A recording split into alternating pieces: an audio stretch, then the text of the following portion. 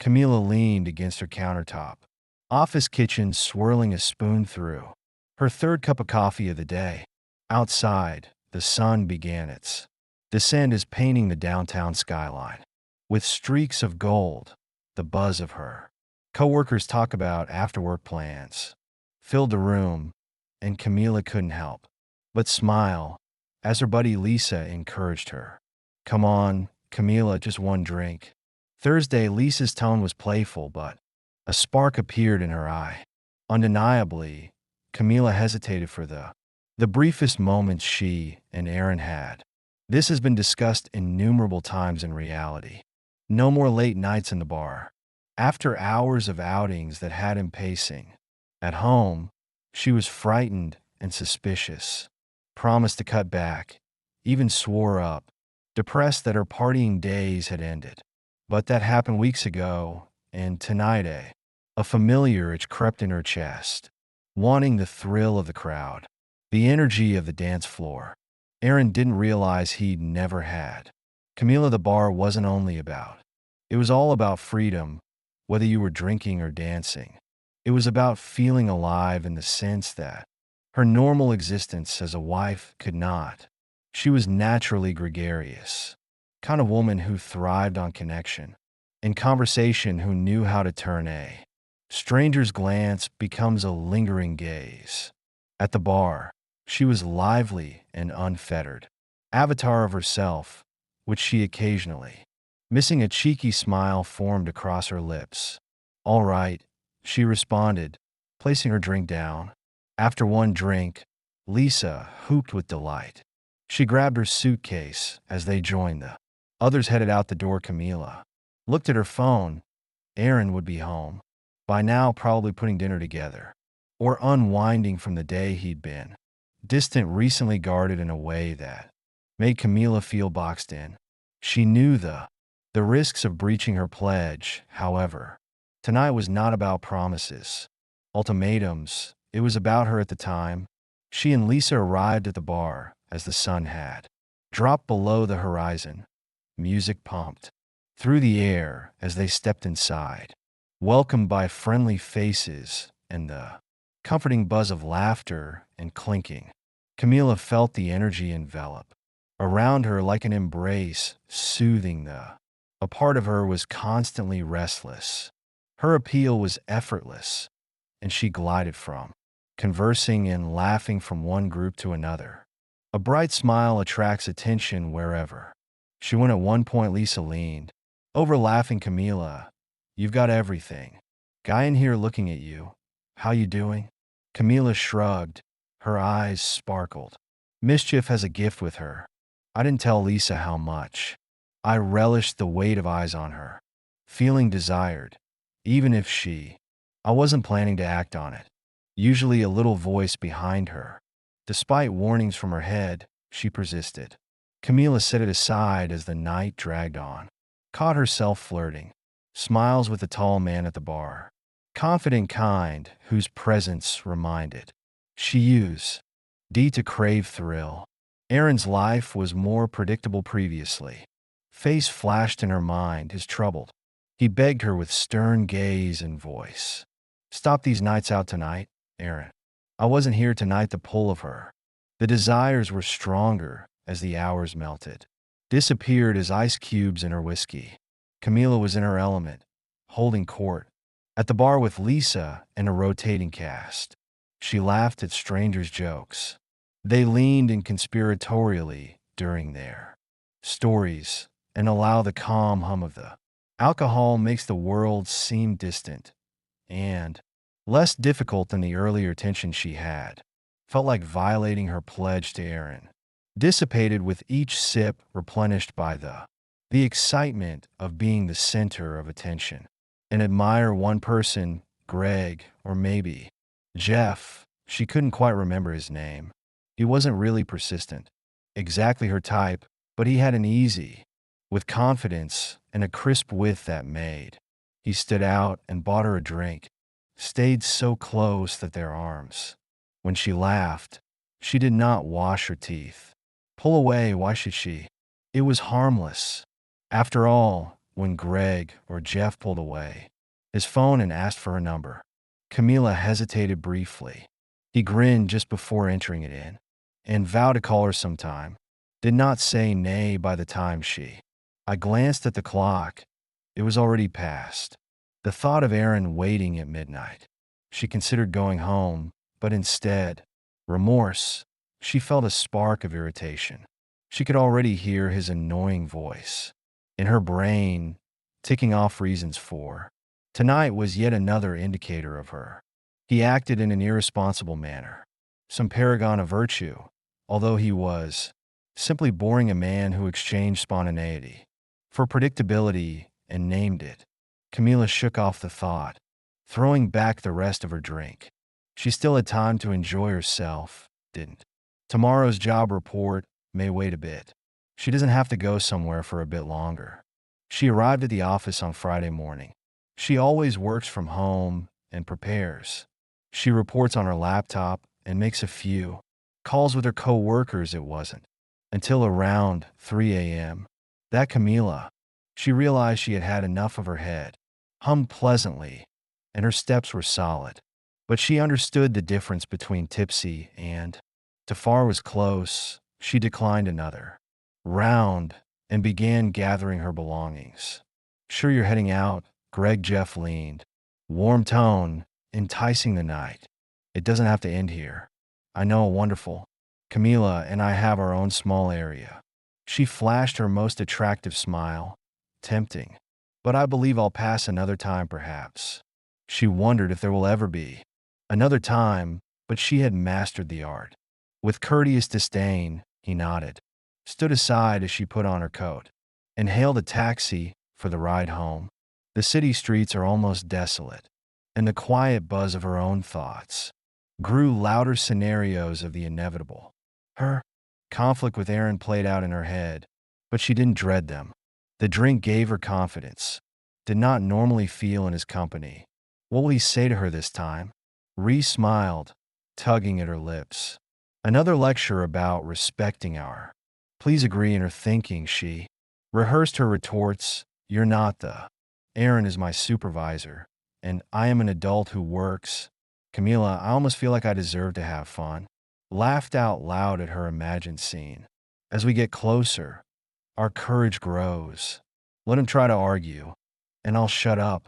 When he falls so quickly, his head spins. The cab drew up to them quietly. Suburban street. Camila felt a rush of relief. The house was dark, a welcome indication she wouldn't have to cope with. Aaron was brooding immediately away, and she fished her keys from her bag and pushed it open. Her heels clicked against the door. The silence met her, and I realized the house wasn't just dark. Aaron was not home, and Camila froze. For a minute, her thinking was fogged with booze, working on processing the unexpected scene. Then a sly smile spread across. Bingo, she exclaimed with her voice, light-hearted and triumphant, reverberating through. In the empty living room, she kicked off her shoes and flopped onto the sofa, stretched out like a queen, fully free. From her court, no lectures, no judgmental looks, no guilt trips, promises she never actually planned to make. Keep only her quiet and delight of living life exactly the way she desired. Before you find out what happens next, please subscribe to the channel. Yet a touch of interest. Gwed. Aaron's absence was unusual for him, and while she appreciated the freedom, a part of her wondered where he was. Could be at a friend's place. Sulking, she muttered with a smirk. The thought stayed and tugged at her, stood shaky and roamed through the home, bedroom, office. The bathroom was empty. The garage was bare of. Aaron rarely exited his automobile, which was weird, without messaging her. Even when Camila sensed a faint glimmer of discomfort, but soon disregarded it. Her steps faltered in the kitchen table beneath the warm light of the nightlight consisted of 3 objects. Her attention was quickly drawn to a stack, a tiny box carrying divorce paperwork, his engagement ring, a folded letter. Her heart skipped a beat as she shook her head and laughed. "Oh, this is rich," she exclaimed aloud as she approached scooping up the papers, she peered. She giggled, looking at them in the faint light. "Aaron, the sound is sharper and echoes more. You truly outdid yourself this time," she said, glancing through the pages. "Blackmail drama, you think this is how? You got me to change." She smacked the papers back on the table and eyed the ring like that is intended to symbolize. Something about the letter attracted her attention. Next, she unfolded it with theatrical. Flair leans against the counter as S. He. When I started reading, the words impacted me harder than she expected. Camila, I've spent countless evenings wondering about how to repair what's broken between us, yet it's plain to me. Now when I cannot do it alone, the behavior has becoming insufferable. You're not fulfilling the commitments you made. I loved you, Camila. I still do, but love demands respect, trust, and mutual effort. Things you've ceased providing me. Dismiss my feelings as if they don't exist. You speak one thing and do another. It's tearing me apart. I know how. You've been spending your nights, I know, regarding the bars, flirting, and the way you allowed other men into locations that should belong to us. It is the saddest, most difficult truth of our marriage. This cannot continue if there are any parts. Meet me if you respect what we have built. Room 217 at the Courtyard Suites, Maple Grove Road at 6 o'clock p.m. this Friday. If you don't, I won't see you again. Would like to resolve this calmly. Warn you that I'm about to show you the severe implications of your behavior and choices. I've left divorce. Please review the papers on the table. I hope you understand the significance of what is happening and the finality of my decision. The rest is up to you, Aaron. Camila crushed the letter in her hands. Her chest tightened for a fleeting moment before the alcohol-fueled bravado. She returned and flung the letter onto the "Go to hell, Aaron," shouted, her voice booming into the empty. "What do you know and don't know about the house?" Jon Snow's laughter was loud and wobbly, but the bravado covered a tiny nagging voice within her sight. She sank to the divorce papers once more, and he felt a flash of defiance. He believes who thinks he could just walk away. I am the queen here, and he is the one who should be groveling. She paced the kitchen, the words of the letter bouncing about her head, toying with. Aaron was unaware that other males couldn't. Tony had a fling, brief, impulsive, and in her thoughts, inconsequential. She laughed again. "Aaron, I'm a little sharper this time. I hope you don't find out about her," she remarked aloud in a sarcastic tone. His ultimatum wounded the notion that this wasn't a bluff. He might actually leave Gwed on the borders of her. She dismissed the concept with certainty. She poured herself a drink of water. "I took a couple of hangover medicines." The room leaned slightly as she made her way. She crawled back to the bedroom. She reminded herself as she climbed into bed that he's simply attempting to manipulate me. He will apologize and implore me to come back. Her head struck the pillow and the room whirled lazily as exhaustion seized over. She mumbled into, "I don't mind the silence, Aaron. You're only the words need to change." Felt hollow as sleep claimed her. A crumpled letter lay on the kitchen floor, a gentle reminder of her decisions. "I hadn't realized D would change." Camila woke up at 10 o'clock a.m. The previous night's events felt like a faraway haze. The crumpled letter, divorce paperwork are on the kitchen table, came back into focus as she fired up. She used her laptop to work on her report. I peered over the documents as if an irritating fly buzzed over her head. She considered this to be nothing more than blackmail. Aaron just dismissively shakes her head. Wants attention, he wants me to do gravel, and implore him to stay away from her. Her lips curled into a grin as she imagined He is waiting at a shabby small motel room, thinking she'd run in and apologize, and promises to reform. He will crack first.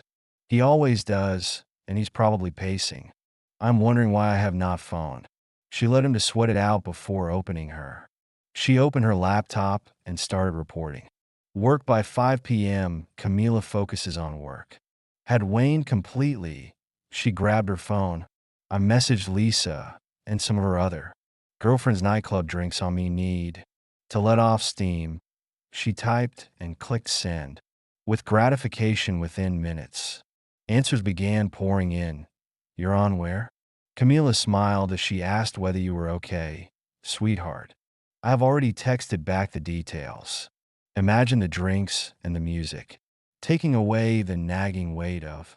Aaron's letter arrived at 8 p.m. Camila was sat on a silk seat in the VIP, part of a busy club of martini. The beast thumped her chest as she leaned into her pals, venting. Can you believe him for her? Questioned, the words coming out faster. The wine loosened her tongue, and he left. The divorce papers were on the kitchen table. A letter like, what am I expected to do? Cry and beg Aaron believes he can give me. An ultimatum, I'll just roll over.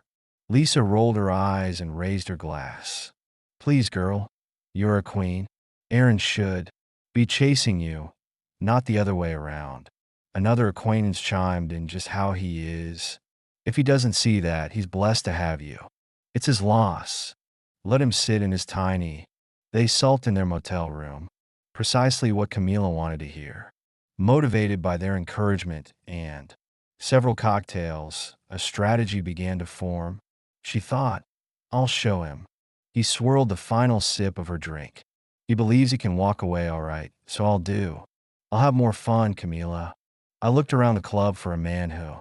This could be her ticket to avenge someone, to remind her how attractive she was. Someone who would make Aaron regret anything, doubting her. Yet as the night drew on, her customary charisma was off kilter. The men she smiled at scarcely looked her way. Their attention was drawn elsewhere. Talks fizzled, and no one. By 11 p.m., they had lingered for quite some time. Frustration had replaced her prior confidence. Drinking wasn't helping anymore, and Camila huffed, saying the club felt stifling. I called it a night and scheduled a ride. When she arrived home, the hoe, se seemed strangely silent, arrived, flinging her heels aside, entered the living room, and paused. The emptiness struck her in a way that I was surprised Aaron wasn't there, greeting her to scowl disapprovingly, or to offer her a drink of water to stave off. Camila slumped with her expected hangover. On the couch, glancing at her phone. Perhaps I should phone him, she thought. With a spark of worry coming in, she dialed his number and the line rang indefinitely. Before getting to voicemail, hell with you, she said as she tossed the phone onto the coffee table. I don't need you, Aaron. I can manage everything. However, the hush that around her felt heavier than normal, and as she climbed into bed, the booze buzz dissipating, an odd sense of loneliness lingered. The next morning, her phone rang, startling her. Awake, she groggy responded to her voice. Hello, Mrs. Camila Tronder. The voice on the other end sounded clear and she responded, Yes, I am speaking professionally. Mark Reynolds Aaron is sitting up. I wanted to hire a Turk divorce attorney. Confirm that you've had the opportunity to review the documents left at your. Camila squinted through her grogginess, giving way to confusion. Wait, what your? His lawyer. Why are you phoning me per mister? Follow all directions and correspondence. Will go through me moving forward. If you have any questions or counteroffers regarding the divorce process, feel free to contact my office, and I hope you recognize the seriousness of the situation. The line fell dead before Camila could compose a response. She looked at the phone, her chest tightens. He is serious. The remainder of the day passed fast. She attempted to transfer money, using their joint account to cover her The transaction involved a credit card bill. Declined frightened. She checked her banking app just to find the account. Frozen, her personal account was depleted, except for a few 00. How did he do this? She believed her pulse was beating. Did he plan? Throughout this, Camila sat in the kitchen. Her previous arrogance was fading. Under the weight of, Aaron realized he wasn't bluffing. I had been expecting a meeting, but it hadn't happened.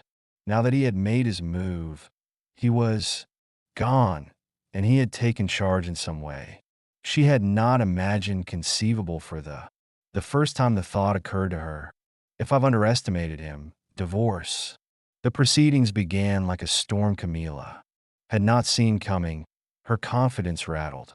The knowledge that Aaron wasn't just bluffing, he had prepared meticulously the first court session, lays the groundwork for what? Be a horrible breakdown of her existence. Aaron's lawyer, Mark Reynolds, was keen.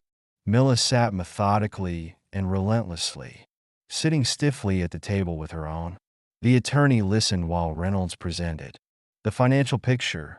Your Honor. Reynolds began to speak calmly, and it is worth noting that Mr. Tronder, the client, took efforts to protect. After years of struggling financially, Miss TR's recklessness and irresponsibility, he presented evidence of his behavior. Aaron had transferred large sums from their joint accounts to accounts completely under his name months ago, filing for divorce real estate, investments, including some personal. The assets were already legally untouchable. Camila's attorney disagreed and argued that such measures were preemptive, unjust, but Reynolds had the documents. Back up every move Aaron made At the end of the session, it became evident that Camila would be left with significantly less than she had anticipated. The following strike that arrived while presenting evidence. Reynolds' personal life ever composed presented a sequence of images, screenshots and logs. You honor these. The documents show a consistent pattern of behavior that reflects adversely Ms. TR's capacity to maintain a stable, respectful, and marriage. Proof includes images of Camila left bars late at night, sometimes with unfamiliar male's text. Aaron retrieved messages and emails, show flirtatious exchanges with various individuals. Pro of a brief event with a man named Tony, including hotels, receipts, and text message confirmations. Their interactions. Camila's attorney attempted to dismiss the facts as invasive, unimportant. Reynolds countered, Your Honor, this evidence speaks to a breakdown of trust in the marriage, which is an important factor in determining equitable asset division. Aaron, he did not appear in person for any of the sessions, but his face might appear on a monitor via internet broadcast. Sitting someplace across the country, he seemed calm and resolute, in stark contrast to Camila's rising. Aaron said, I trusted her. One such appearance, his voice remained steady, yet full of quiet disappointment. I made a life for us, secure, loving home. However, trust was broken over and over again. I had to defend myself when it became evident she has no intention to influencing Camila's world. Began to crumble further when rumors started spreading about her. It didn't take long until she discovered an anonymous source. A complaint was submitted to her employer detailing her struggles with alcohol and the evidence of her infidelity. The specifics were too particular to be from anyone but Aaron. You have been a fantastic help to Camila. Her boss said. Her tone was sympathetic, but, however, this type of reputation is destructive to the company. It's ideal if quit. Secretly humiliated. Camila packed up her workstation, the whispers of co-workers trailing behind her as a shadow. Camila sits in a nearly empty house. I looked at the divorce papers that had Aaron, who earlier appeared to be joking, was gone, actually gone, and he had taken the basis of her existence with him for the This was the first time she allowed herself to see. Aaron had been her anchor, a steady hand that prevented her from spiraling. Without him, the holes in her world were into enormous chasms. The loss of her husband's finances, her career, and even her dignity made her feel vulnerable. She felt vulnerable in a way she hadn't before. But the saddest thing is realizing that Aaron didn't just walk away. He rebuilt his life away from her, methodically demolishing the one they had shared, and Camila was left to pick up the fragments alone. In the months, Camila's life after her divorce became a series of half-hearted attempts to regain control, but the threads that once were her confidence together seemed permanently frayed. She tried to reach out.